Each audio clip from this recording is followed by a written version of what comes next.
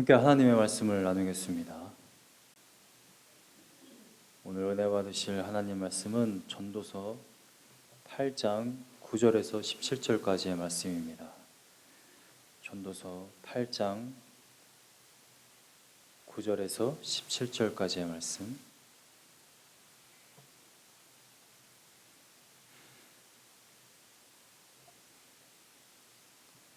제가 갖고 있는 성경으로 구약성경 956면 전도서 8장 9절에서 17절까지의 말씀.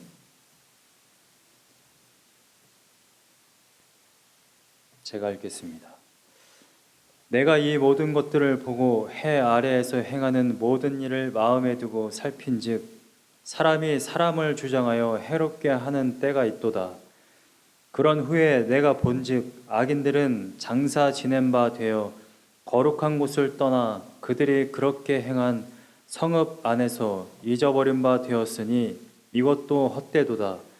악한 일에 관한 징벌이 속히 실행되지 아니하므로 인생들이 악을 행하는 데에 마음이 담대하도다. 죄인은 100번이나 악을 행하고도 장수하거니와 또한 내가 아노니 하나님을 경외하여 그를 경외하는 자들은 잘 될 것이요 악인은 잘 되지 못하며 장수하지 못하고 그날이 그림자와 같으리니 이는 하나님을 경외하지 아니함이니라. 세상에서 행해지는 헛된 일이 있나니 곧 악인들의 행위에 따라 벌을 받는 의인들도 있고 의인들의 행위에 따라 상을 받는 악인들도 있다는 것이라. 내가 이르노니 이것도 헛되도다. 이에 내가 희락을 찬양하노니 이는 사람이 먹고 마시고 즐거워하는 것보다 더 나은 것이 해 아래에는 없음이라. 하나님이 사람을 해 아래에서 살게 하신 날 동안 수고하는 일 중에 그러한 일이 그와 함께 있을 것이니라. 내가 마음을 다하여 지혜를 알고자 하며 세상에서 행해지는 일을 보았는데 밤낮으로 자지 못하는 자도 있도다. 또 내가 하나님의 모든 행사를 살펴보니 해 아래에서 행해지는 일을 사람이 능히 알아낼 수 없도다. 사람이 아무리 애써 알아보려고 할지라도 능히 알지 못하나니 비록 지혜자가 아노라 할지라도 능히 알아내지 못하리로다. 아멘.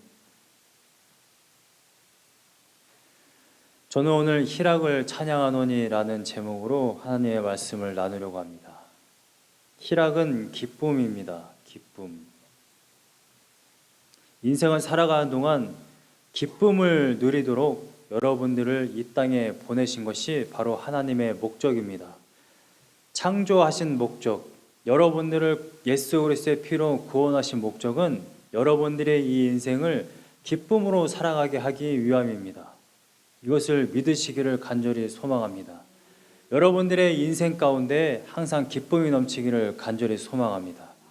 여러분들이 아마도 자녀를 키워보셔서 아시겠지만 나의 자녀가 슬퍼하고 우울해하고 힘들어하고 고난 가운데 있는 것을 좋아할 부모는 아무도 없을 것입니다. 여러분들이 자녀들을 생각하는 그 마음과 똑같이 하나님은 여러분들을 항상 기쁨으로 살 수 있도록 여러분들을 인도해 가십니다. 이것을 믿으시길 간절히 소망합니다. 제가 기도하는 것은 그것입니다. 여러분들의 기도를 누구도, 여러분들의 기쁨을 누구도 빼앗지 못하도록 제가 매일마다 기도하는 기도 제목입니다. 여러분들의 기쁨, 또 저의 기쁨, 우리 안에 평안과 기쁨이 넘치고 고난과 슬픔과 우울함은 사라지는 인생, 그것이 정말 복음이고 복음대로 살아가는 인생 아니겠습니까? 여러분들의 인생 가운데 항상 기쁨이 있기를 원하고 그 기쁨을 누리기를 간절히 소망합니다. 우리가 인생을 바라보면 기쁠 일이 과연 있나 이러한 생각이 들 수 있습니다. 전도서를 읽으면 읽을수록 정말 참 적나라하다라는 그러한 생각이 들어요. 전도서를 처음 제가 시작할 때에는 단순했습니다. 코로나 상황이 발생을 했고 우리가 어쩔 수 없는 인생, 그래서 우리는 그저 하나님께서 주어진 오늘 하루를 충실히 살았으면 좋겠다라는 생각으로 전도서를 시작했습니다. 그런데 읽으면 읽을수록 그런 생각이 들었어요. 이제 갓 나이 40이 된 젊은 목회자가 전도자가 이야기하는 이 인생에 대해서 이야기하기에는 너무 주제가 무겁다. 인생을 지금 많이 살아오신 여러분들이 전도서를 읽으면 아마 공감이 많이 가실 것 같아요. 근데 젊은 사람들이 읽었을 때에는 굳이 이런 주제를 내가 지금 생각해야 돼? 나는 그냥 오늘 하루 그냥 재밌는 TV 보고 맛있는 음식 먹고 사람들 만나면서 그냥 살아가고 싶지. 내가 꼭 죽음에 대해서 생각을 해야 돼? 이 인생이 너무나도 적나라하고 현실적으로 너무나도 불합리하다는 것을 내가 굳이 생각해야 돼? 젊은이들은 아마 전도서를 읽으면 그러한 생각이 가장 먼저 들 것 같아요. 오늘 본문에도 보면 현실을 굉장히 직시하면서 이야기한 대목이 있습니다. 9절부터 13절까지의 말씀인데 12절 상반절까지 이 세상은 정말 불합리하고 부조리하다는 것을 정말 적나라하게 이야기해요. 악한 사람이 있어요. 악한 사람이 악한 일을 행했는데 거기에 대한 징벌을 받지를 않아요. 여러분, 이러한 인생을 봤을 때 얼마나 분통이 터집니까? 요즘에 미국 내에서 이 레이시즘이 아주 계속해서 뉴스에 나와요. 물론 제 생각에는 과거에는 없었는데 지금 갑자기 생겼느냐라고 생각은 들지는 않습니다만, 뉴스에서 영상으로 지금 아시안들이 그렇게 아무런 이유 없이 폭행을 당하는 장면을 보면 정말 별의별 생각이 다 듭니다. 제가 만약에 목사가 아니고 그냥 이민자였다면 저는 어떤 행동을 취했을까? 저는 아마 지금 당장 뭐 차에랑 집에다가 그냥 막 총을 그냥 사다 놓고 누가 그냥 접근만 해봐 그냥 바로 그냥 제껴가지고 그냥 그런 생각이 들지 않겠어요? 저 군대 나왔거든요. 소총까지 쏠 수 있는 사람입니다. 아니 어디 아시아인을 그렇게 아무런 이유 없이 정말 분통이 터져요. 지난주에는 또 70대 노인이 할아버지가 젊은 그 10대 애들한테 맞아가지고 금품갈취를 당하고 그게 영상에 고스란히 이렇게 찍히고 있지 않습니까? 이러한 영상을 보게 되면, 그러한 일을 접하게 되면 가장 먼저 드는 생각은 그 생각이에요. 도대체 왜 저 아시아인은 저렇게 멍청하게 당하고만 있는 걸까? 한번 제대로 무서운 걸 보여줘야 저 사람들이 아시아인 무서운 줄 알고 안 할 텐데 계속 당하는 모습만 보여서 저런 것 아닌가? 그러한 저의 본능적인 생각이 듭니다. 그러한 생각이 들 때에 나 목사지? 목사는 일반 성도보다는 좀 더 복음적으로 생각하자. 용서하자. 용서가 안 되지만 오늘 본문 말씀을 보면 이러한 말씀이 있죠. 9절 말씀에 9절 하반절에 이런 말씀이 있어요. 사람이 사람을 주장하여 해롭게 하는 때가 있도다. 인생을 살아보니까 사람이 사람을 괴롭히는 걸 참 많이 봐요. 뉴스에서도 많이 보고 요즘은 심지어 부모가 자식을 학대하는 그러한 것도 너무나도 많이 봅니다. 코로나 이후에 거의 40%가 더 증가했다고 그래요. 자식들을 학대하는 그 신고 건수가. 지난주에만 또 어떤 신혼부부가 갓 태어난 아이를 쓰레기장에 유기했다고 그랬나요? 정말 별의별들이 다 있습니다. 세상을 살아보면 저도 군대를 갔다 왔고, 저는 회사 일은 안 해봤습니다만 아르바이트는 중학교 때부터 해봤는데, 사람이 사람을 주장하여 해롭게 하는 때가 정말 많이 있는 것 같아요. 조금이라도 내가 이 사람보다 힘이 있으면 힘이 있는 사람은 약한 사람한테 굉장히 함부로 합니다. 이 사람의 본능이고, 그러한 세상을 우리는 지금까지 살아왔어요. 전도자는 이러한 현실을 정확하게 이야기하고 이러한 현실을 피해가지 않습니다. 세상 사람들은 이러한 마음들이 있는 것 같아요. 그리고 세상은 부조리해, 불합리해, 때로는 나를 학대하는 자가 있어, 또는 내가 어떤 사람을 학대하는 경우가 있어. 이것이 사실은 현실인데 그것을 자꾸만 부인할 때가 있다라는 거예요. 신앙인들은 가장 첫 번째로 진리에 바로 서려면 현실을 온전히 바라보는 그러한 시선이 필요합니다. 이게 정말 현실이야. 여러분들이 현실을 온전히 바라보지 못하면 뭘 가지고 기도해야 할지를 몰라요. 당장에 우리 교회, 우리 가정, 또 나의 인생 가운데 어떠한 문제가 있으면 그것을 피해가는 것은 지혜가 아닙니다. 이러한 문제가 있지만 내가 여기 스트레스 받고 싶지 않아. 오늘 술 한 잔 마시고 잊어버리자. 그것은 결코 문제를 해결할 수가 없습니다. 정확하게 문제를 바라봐야만 돼요. 부부 사이에서도, 가정 가운데서도, 교회 안에서도 건물에 어디에 문제가 있나? 열쇠가 없나? 문이 안 잠겨 있나? 문제를 확실히 보면 그것을 해결할 수 있는 겁니다. 근데 문제를 자꾸만 도피하면 그 문제를 해결할 수가 없어요. 제가 우리 켄터키 미션 교회에 처음 왔을 때에 이제 담임 목사로 사역을 하려고 하다 보니까 건물을 한번 돌아봤어요. 그런데 저희 교회가 문이 많지 않습니까? 그런데 정확하게 정문에만 문이 잠기고 나머지는 다 열려 있는 거예요. 이 말은 무슨 말이냐면 밖에서 땡기면 열 수 있도록 되어 있었어요. 전부 다 고장나 있었어요.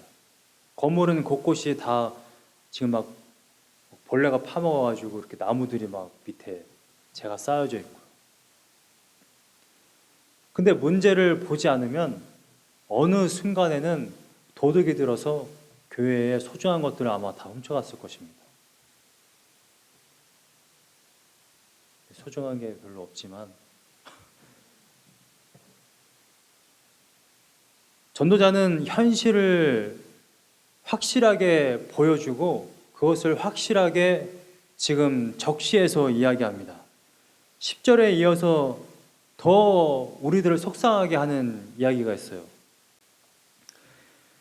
9절에서 사람이 사람을 주장하여 해롭게 하는 때가 있는데 10절에는 더 나아가서 이러한 일들이 있어요.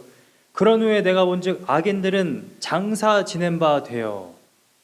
이게 지금 무슨 말이냐면 원래 악인들은 장례식을 치르지 않습니다. 고대의 이 중동 지역에서는 그냥 길가에 버려져요. 개가 먹든 까마귀가 갉아먹든 그냥 놔둡니다. 이세벨 같은 경우가 그냥 개가 뜯어먹었잖아요.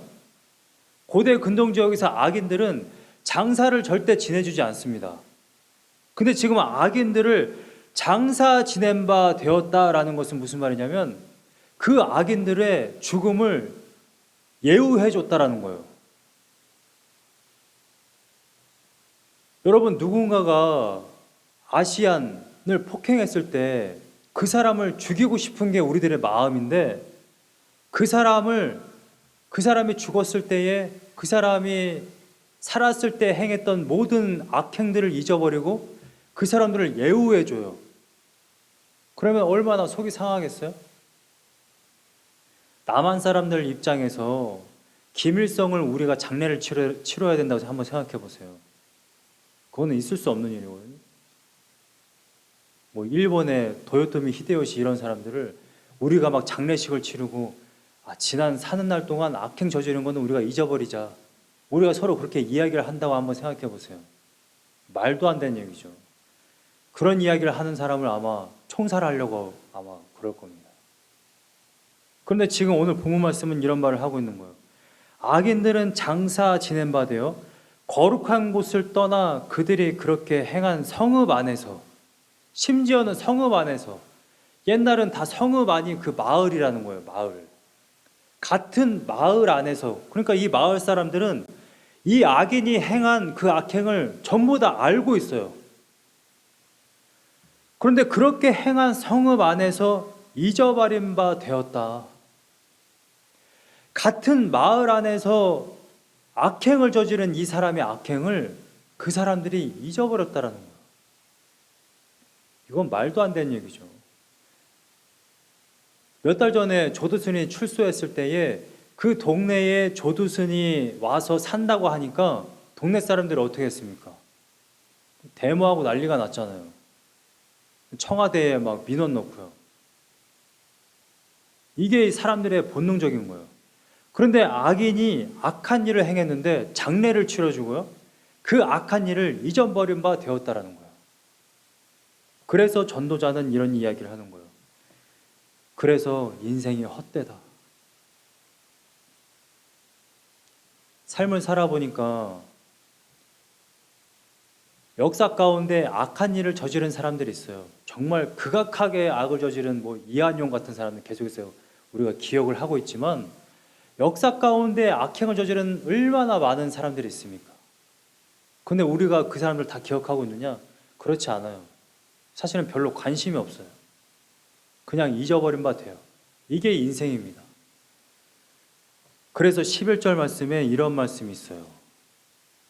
되게 무서운 말인데 11절에 악한 일에 관한 징벌이 속히 실행되지 아니하므로 인생들이 사람들이란 말이에요. 사람들이 악을 행하는 데에 마음이 담대하도다. 인생을 바라보니까 그렇다라는 거예요. 사람들이 나쁜 짓을 저지르고 악한 일을 행하는데도 아니 악한 사람이 장수하고 잘 먹고 잘 사는 것 같고 전두환 보세요. 지금까지도 살고 있어요.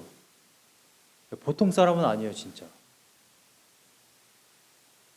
그런 걸 볼 때에 사람들이 어떠한 생각을 하느냐? 나도 악한 일을 행해도 되겠네? 오히려 잠깐 사람들한테 안 좋은 얘기 듣고 내가 악한 일을 해서 나의 비자금을 챙기고 내 멋대로 한번 살아보는 게 더 낫겠다. 사람들이 이러한 생각을 한다는 거예요. 왜? 악한 일을 저질러도 징벌이 속히 이루어지질 않으니까. 우리가 실제로 그러한 생각을 많이 하지 않습니까? 제가 2005년, 2006년에 노량진에 그 경찰 공무원 시험하는 그 학원에 다닌 적이 있습니다. 한 6개월 다녔어요. 6개월 열심히 다니면서 이제 경찰이 되려고. 근데 이제 중간에 하나님을 만나서 인생이 좀 바뀌었죠. 근데 그때에 들었던 이야기가 있어요. 형사소송법 중에 지금 개정이 됐는지 모르겠습니다만 일반 사람이 살인을 저질렀을 때에 그러니까 살인을 저지른 그 초범이 교도소에 가서 징역을 사는 그 최대 그 형량이 10년이에요. 10년. 여러분 10년이 구형되면 실제로는 몇 년 사는지 아십니까? 살아봐야 5, 6년이에요. 거기다 집행유예 이런 식으로 나오면요. 보석금 하고 하면 3년밖에 안 삽니다. 사람을 죽였는데요. 고작 그 정도만 살고 나온다라는 거예요. 그 이야기를 듣는 순간 어떤 생각이 들겠어요? 정말 영화에서 말하는 게 맞구나. 법보다 주먹이 가깝구나. 그런 생각이 든다라는 거예요. 인생이 그렇다라는 거예요. 인생이. 여러분들이 세상을 바라보고 뉴스를 바라보고 주변에 이 사회가 돌아가는 것을 보면 정말 악한 일이 판을 치고 있고 또 그 악한 일에 대한 보응이 제대로 이루어지지 않는구나. 그러면 나도 선하게 살 필요가 없네. 나도 똑같이 악하게 한번 살아봐야겠다. 이런 생각이 들지 않겠냐는 거예요. 11절 말씀은 지금 그 말을 하고 있는 것입니다. 그런데 전도자가 이렇게만 끝내버렸으면 우리는 선택권이 없어요. 어차피 인생은 다 망가져 있고 다 악한 일에 판을 치고 있기 때문에 우리는 그냥 똑같이 저 사람보다 내가 더 악하게 살 수밖에 없어요. 왜냐하면 내가 안 당하려면 그게 인생인 것이거든요. 그런데 전도자는 거기에서 멈추지 않습니다. 12절 후반절 말씀에 또한 내가 아노니. 지금 반전을 하고 있는 거예요. 현실에 대한 반전. 제가 9절에서 13절까지의 말씀을 명제를 이렇게 달았습니다. 현실과 실제. 현실은 우리가 바라볼 때에 악한 자들이 악한 일을 행했음에도 불구하고 징벌을 당하지 않아요. 우리가 본 인생은 그래요. 이게 현실이에요. 체게바라가 이런 말을 했죠. 우리 모두 리얼리스트가 되자. 미국식 발음으로 리알로리. 우리 모두 리얼리스트가 되자. 현실주의자가 되자. 그러나 가슴 속에 불가능한 꿈을 가지자. 오늘 9절에서 13절까지의 말씀을 체게바라의 이 한 말로 좀 정의할 수 있을 것 같아요. 현실은 세상이 악하고 악한 일이 판을 치고 거기에 대한 보응이 이루어지지 않아요. 그런데 실제는 달라요. 실제는 12절 후반절 말씀에 또한 내가 아노니 하나님을 경외하여 그를 경외하는 자들은 잘 될 것이고 13절 말씀에 악인은 잘 되지 못한다. 장수하지 못한다. 앞절에서는 분명히 악인들이 장수한다고 그랬어요. 그런데 13절 말씀에는 장수하지 못한다라고 이야기합니다. 여기서는 궁극적인 구원을 이야기하는 거예요. 이게 실제예요, 실제. 성경은 진리를 말하고 있기 때문에 인생의 현실, 우리가 눈으로 볼 때에 이 세상에서 악한 일에 대한 보응이 안 이루어지고 있는 것 같지만 실제로는 하나님을 경외하는 자들과 하나님을 경외하여 악한 일을 최대한 안 하려고 하는 자들과 끝까지 하나님을 경외하지 않고 악한 본성대로 살아가는 자들과의 결과는 완전히 다르다라는 것을 지금 전도자가 이야기하고 있는 것입니다. 13절에 악인은 잘 되지 못하며 장수하지 못하고 그날이 그림자와 같으리니 악인들이 이 땅에 살아가는 동안 징벌을 당하지 않고 자기들 마음대로 사는 것 같지만 그 인생은 가짜예요, 가짜. 그냥 그림자와 같은 거예요. 실제가 아니라는 거예요, 실제가. 그 사람들이 악한 일을 행할 때에는 그 삶이 어떻겠어요? 마음속에 항상 불안과 초조와 평안함이 없이 매일같이 그러한 마음을 가지고 그러한 악한 일을 하며 살아가는 것입니다. 그 사람들은 이 땅에 살아가는 동안에도 지옥을 살고 죽음 이후에 지옥에 떨어지는 겁니다. 악인들의 삶은 그림자와 같아요. 그래서 11절 말씀에 악인들이 징벌을 당하지 않는 것처럼 보인다 할지라도 우리는 그래 나도 똑같이 악한 일을 하면 살 거야 라는 것을 선택할 수 없는 겁니다. 왜냐하면 실제는 다르니까요. 여러분, 현실과 실제를 구분할 필요가 있어요. 우리는 분명히 현실, 문제인식을 확실하게 봐야만 합니다. 그래야 우리는 기도를 해요. 하나님께 나아가면서 의지할 수 있습니다. 그런데 현실에서 끝나지 않는다는 것을 우리는 반드시 알아야만 돼요. 현실이 이렇구나. 그래서 결국에는 이 현실 그대로 끝나게 되겠구나. 이것이 아니라는 것입니다. 실제는 달라요. 실제는. 그래서 우리는 이 땅에 살아가는 동안 어떠한 선택을 해야 하느냐. 오늘 본문 말씀에 15절을 보면 거기에 대한 해법이 나옵니다.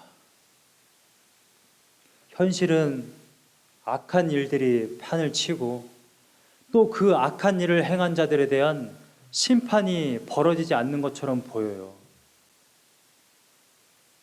결국에 실제는 하나님께서 그것에 대한 모든 보응을 하시지만 여러분들이 성경의 마지막 책 요한계시록 보면 아시다시피 분명히 심판이 이루어진다는 것을 우리는 알 수 있지만 이 땅에 그럼 살아가는 동안에는 어떻게 살아갈 것이냐 하는 거예요.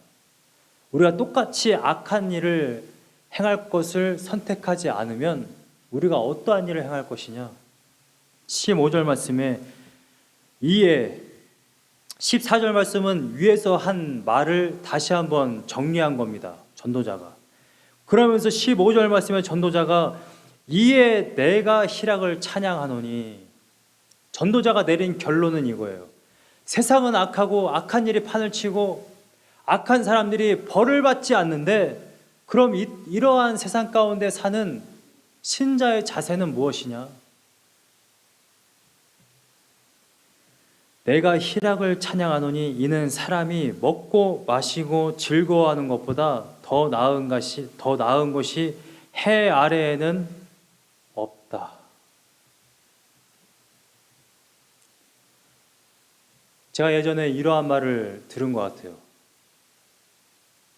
폭탄이 이렇게 떨어지는 전쟁터에서도 꽃은 피고, 비 내리는 단칸방에서도 꿈은 자란다. 이런 이야기 들어보신 적 있으십니까? 정확하진 않은데 그런 이야기를 들어보신 적 있으시죠? 저의 인생을 한번 돌아봤어요.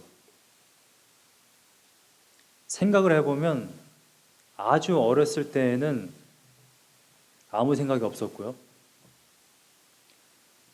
이제 초등학교 때부터 학창시절을 다니면서 매일같이 공부를 해야 되고, 아침마다 일어나서 동네 애들과 노는 게 아니라 울며 겨자 먹기로 학교를 걸어가서 공부를 해야 되고, 학창시절을 지냈더니 군대를 꼭 가야 되고, 군대 제대했더니 바로 이제 일터에 이제 취업을 해서 일을 해야 되고, 돌아보면 인생 곳곳에 어린아이들조차도 단 한 번도 이렇게 쉬운 인생은 없었던 것 같아요. 그런데 그러한 인생 고비고비마다 그것을 어떻게 견디며 살아왔을까? 제가 이 말을 하기가 되게 좀 조심스러워요. 왜냐면 인생을 저보다 2배를 다 살아오신 분들이 여기 계시는데, 제가 인생 얘기를 하기가 참 짭짭합니다. 그런데 예를 들기 위해서 제가 말씀드리는 거예요. 나름대로 인생 고비고비마다 다들 이제 고민이 있고 힘들다고 생각을 하는데, 학창 시절에도 매일같이 억지로 학교를 가야 되고 밤새 시험 공부를 해야 되고 하는 가운데서도 우리가 기쁨이 없었다면 아마 인생을 그만두었을 거예요. 실제로 많은 학생들이 수능을 치른 이후에 그 자살 건수가 굉장히 높습니다. 제가 어제도 그런 이야기 들었어요. 고등학교 2학년인가요? 반에서 1등을 놓쳐본 적이 없대요. 전교였나? 전교 1등. 공부를 되게 잘하는 학생이었는데 어머니를 죽여서 8개월 동안 방에다 방치를 했대요. 저는 전교 1등 정도 되면 뭐 부러울 게 있나? 라는 생각을 하거든요. 저 같은 사람은. 전교 1등을 하는 애가 왜 그런 선택을 했냐. 그날 어머니를 죽인 날이 그 시험 결과지를 받는 날이었대요. 시험 결과지를 받아서 어머니한테 얘기했을 때 혼날까봐 어머니를 죽였다는 거예요.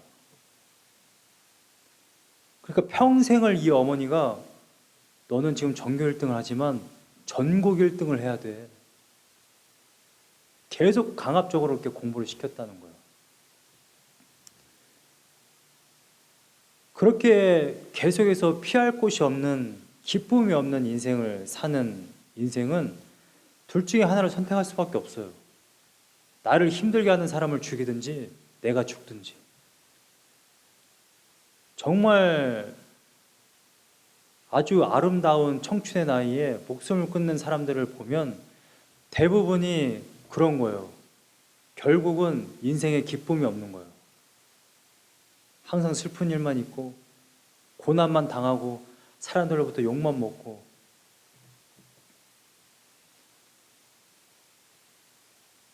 근데 인생은 결국 현실은 다 똑같아요. 고난이 있고 다 힘든 일이 있고 슬픈 일들이 다 있어요. 근데 제가 학창 시절을 어떻게 보냈냐를 생각해 보면 중간중간마다 쉬는 시간마다 애들이랑 재밌게 놀았어요. 그러니까 학교 가는 게 즐거운 거예요. 중학교 한 3학년 때부터는 이제 학교에 가자마자 애들이랑 뭐 매점에 가서 맛있는 걸 사 먹는다든지, 어머니가 정성스럽게 싸준 도시락을 아침에 다 같이 까먹는다든지. 고등학교 때는 이런 일도 있었습니다. 어느 날은 친구들끼리 하나씩 메뉴를 정해요. 야, 너는 상추를 싸와 내일. 어머니한테 상추만 싸달라고 해. 야, 너는 소세지만 싸와. 7, 8명이 모여가지고 서로 쌓아온 것을 나누면서 이렇게 먹는 그런 재미도 있었습니다. 쉬는 시간 내내 땀 흘리면서 이제 놀다 보니까 이제 선생님들이 교실에 딱 들어오자마자 막 소리를 지르시죠. 당장 창문 열어! 야, 이 냄새 때문에 도저히 수업을 못하겠다. 수업 시간 동안에는 나름대로 힘들다라고 생각을 할 수 있었겠지만 그래도 기쁨이 훨씬 컸던 것 같아요. 학창시절 내에. 저는 군대에 가면 되게 힘든 일만 있을 줄 알았어요. 그런데 군대에서도 기쁜 일들이 있더라고요. 군대에 갔을 때 가장 힘든 곳을 우리가 훈련소라고 생각을 합니다. 훈련소. 근데 훈련소 생활이 뭐 잠도 많이 못 자고 시간이 없다 보니까 그 6주 안에 그 군대 생활을 다 배워야 되잖아요. 때론 뭐 빵빠라도 하고 새벽에 깨워서 막 굴리기도 하고 그러지만 그 피곤함 가운데서의 저의 기쁨은 그거였어요. 건빵 한 봉지, 치즈 한 면, 삶은 달걀 하나. 제가 지금 이걸 무슨 말을 하는지 아시겠습니까? 식사 시간에 다른 걸 다 먹어요. 근데 계란이 나와 있는 거예요. 계란을 먹지 않고 계란을 주머니에 딱 넣습니다. 밤에 먹으려고. 그런 기쁨이 있어요. 언젠가는 이게 걸려가지고 기합을 받기도 했지만 별거 아닌 것 같은데 거기에 기쁨이 있습니다. 하루 종일 구르고 배가 고파서 잠도 안 오려고 하는 그런 그때에 건빵 몇 개 먹으면 배가 든든해요. 그 잠을 잘 수 있어요.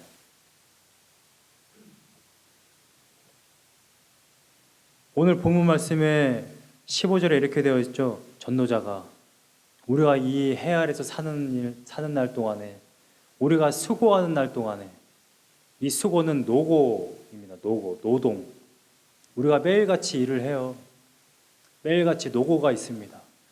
그런데 그러한 노고가 있는 가운데서 우리가 기쁨을 즐길 수 있는 게 있다라는 거예요. 먹고 마시고 즐거워하는 것. 결국 이것은 일상을 말하는 거예요. 일상. 우리가 전체 인생을 보면요, 망가져 있는 게 맞아요. 왜곡되어 있고 악해요. 악한 일들을 행하는 사람들이 많이 있습니다. 지난 한 주간에도 뉴스를 보며 속상한 일들이 많이 있었어요. 그런데 그거를 제가 하루 종일 그거를 생각하며 괴로워한다고 한번 생각해 보세요. 인생이. 그럼 너무 우울하고 너무 괴로움만 있는 것이잖아요. 최소한 우리가 밥 먹을 때만이라도 그걸 잊어야 돼요. 안 그러면 밥이 안 넘어갑니다. 너무 속이 상해서. 전도자가 말하는 것은 단순히 먹고 마시고 이것을 즐거워하라는 것이 아닙니다. 우리들의 현재, 나의 일상에 몰두하라는 거예요.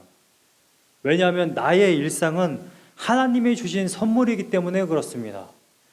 이미 전도자는 2장에서 5장에서 이걸 반복해서 이야기했어요. 우리의 인생은 하나님이 주신 선물이다.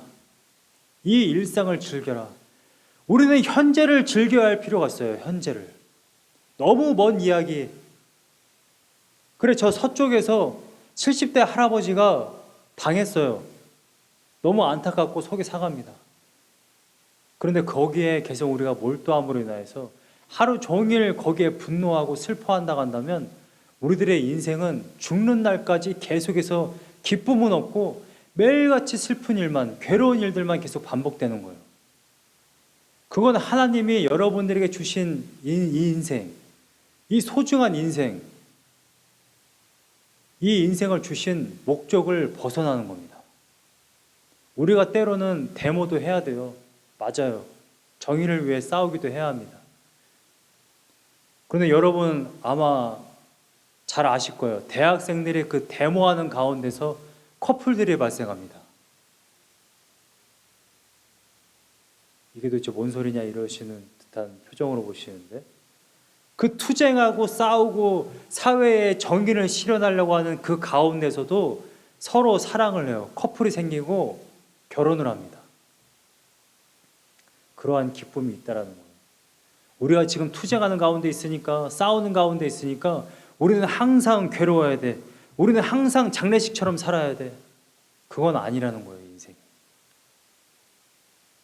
하나님이 여러분들에게 인생을 부여하셨을 때에는 매일같이 기쁘게 살기 위하여 여러분들의 인생을 주신 것을 여러분들이 아셔야 합니다.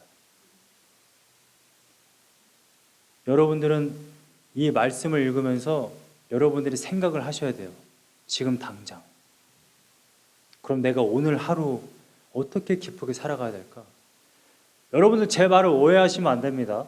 제 말은 마치 제가 돌려깎기로, 요새 표현으로 그런 이야기예요. 돌려깎기로 하나님 안에서 말씀을 읽고 기도해서 기쁘게 살아가라는 말씀일 거야, 이렇게 생각하시면 안 돼요. 정말 저희는 일상을 이야기하는 겁니다. 여러분들 그리스도인들이 가장 착각하는 것 중에 하나가 뭔지 아세요? 나의 신앙생활은 무조건 경건해야 돼, 무조건 거룩해야 돼 라고 생각하는 거예요. 여러분, 뭐가 경건이고 뭐가 거룩이죠? 그건 여러분들이 이미 다 아세요. 다른 사람들이 다 술자리에 가면 거기에 안 가는 거 다 압니다. 다른 사람들이 욕하고 길거리에 침을 뱉을 때 여러분들 그거 안 하잖아. 이미 여러분은 구별된 삶을 살고 있어요.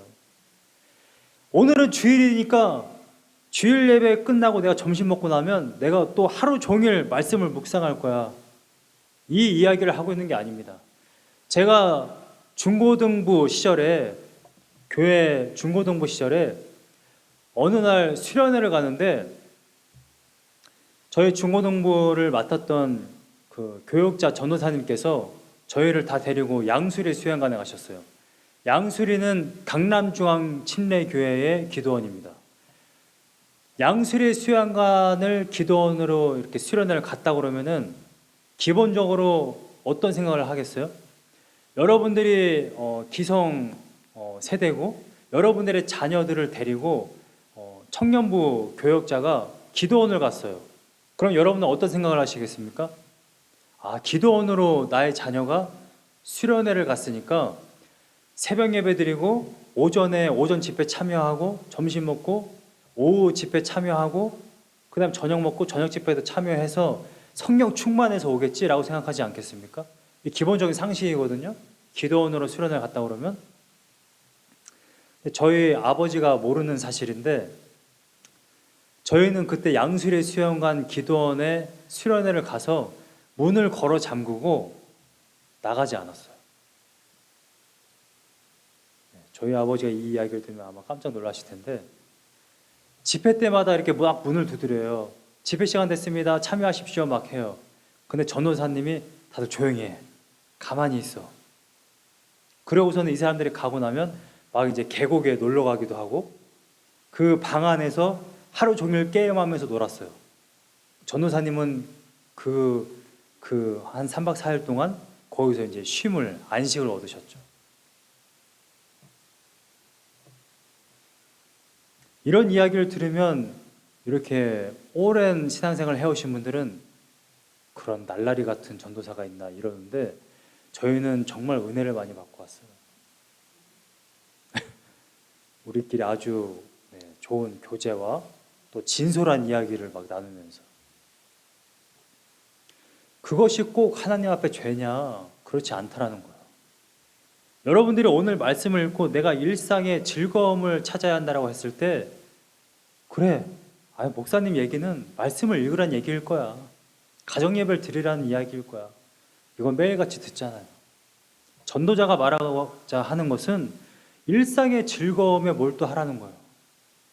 인생 전체의 현실에 악한 일들과 힘든 일들이 있지만 일상의 즐거움을 차라리 누리라는 거예요. 여러분들은 오늘 당장 혹시 취미가 없으시면 취미를 만드셔야 됩니다. 어떤 장례를 치르는 장례 지도사라는 분이 계시는데 그분이 매일같이 사람들 죽는 걸 보잖아요. 별의별 꼴을 다 본대요.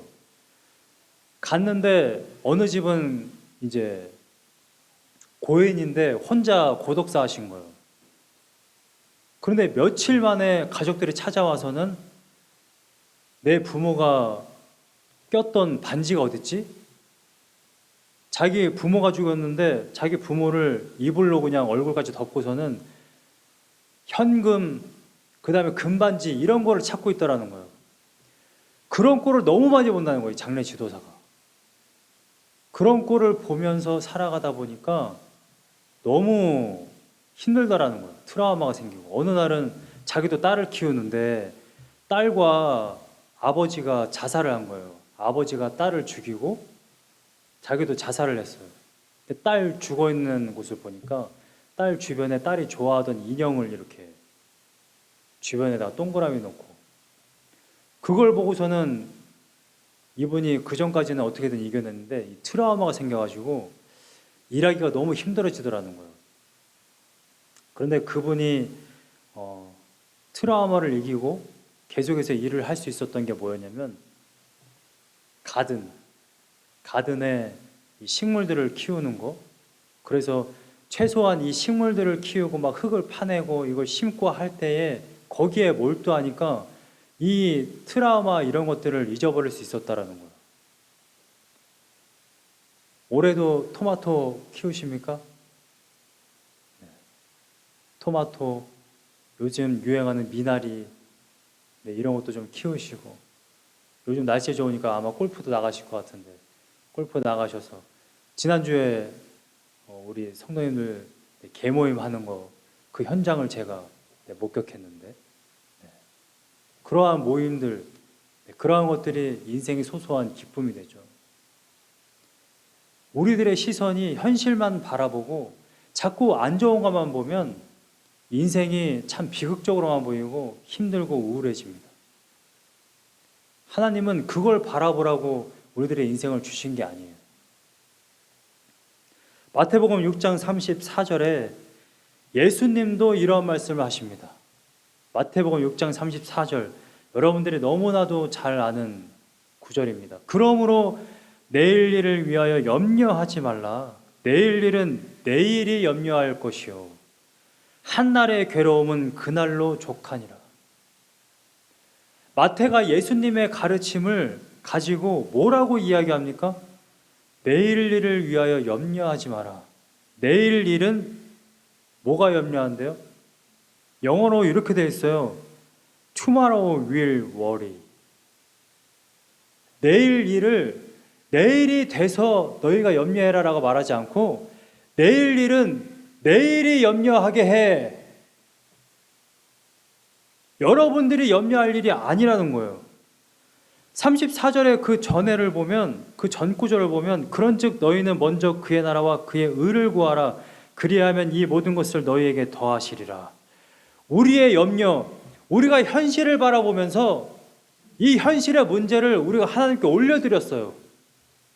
그러면 더 이상 거기에 대해서 우리가 염려하지 말라는 거예요.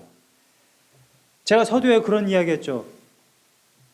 70대 노인이 또 폭행을 당한 것을 보고 별의별 생각이 다 들었다고요. 나 같으면 어떻게 했을까? 내가 그 현장을 목격했다면 나는 저 사람, 저 아이들을 때려 눕혔을까? 별의별 생각을 다 해요. 근데 신앙인은 그러한 일들을 봤을 때, 현실을 바라봤을 때, 그 문제를 바라봤을 때 우리는 하나님께 기도하는 겁니다. 교회의 문제를 바라봤을 때 우리가 무엇을 합니까? 기도하잖아요, 기도. 가정의 문제를 바라봤을 때 우리가 어떻게 합니까? 기도하잖아요.